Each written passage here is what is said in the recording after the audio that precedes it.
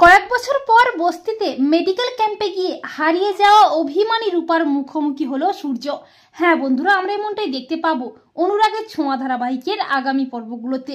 সূর্য, দীপা ও সেনগুপ্ত বাড়ির সবাই মিলে বেড়াতে যায় জন্মাষ্টমীতে। সবাই একটা হোটেলে ওঠে, মজা করতে থাকে, কিন্তু রূপার খুব ভয় করতে থাকে। রূপার অভিমান হতে থাকে সূর্যের উপর।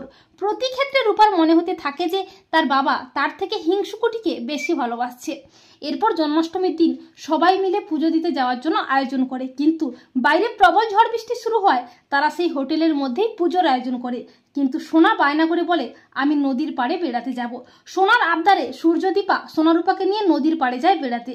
আর তখনই ঘনিয়ে আসে কালো ছায়া।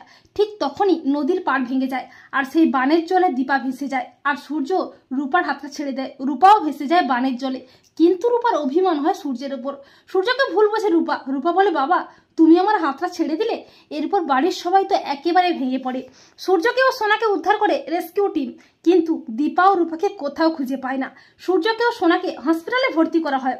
অপরদিকে রূপা বস্তির একটা রাস্তার ধারে নদীর পাড়ে অজ্ঞান হয়ে পড়ে থাকে। এরপর বস্তির কয়েকজন মহিলা এসে রূপাকে উদ্ধার করে নিয়ে যায়। দীপাও সেই বস্তিরই একটু দূরে পড়ে থাকে। দীপাকেও একজন মহিলা উদ্ধার করে।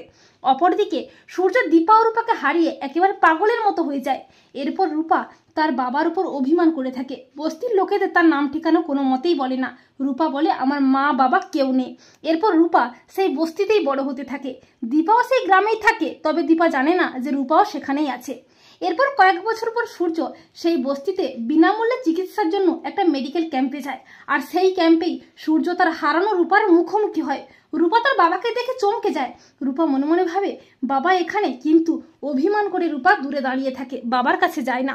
আর রূপা অনেকটা বড় হয়ে যাওয়ায় সূর্য রূপাকে চিনতে পারে না, কিন্তু সূর্যের বারবার মনে হয় কেন জানি না আমার মনে হচ্ছে আমার রূপামা এখানেই আছে। আমার মনটা অস্থির হয়ে উঠছে।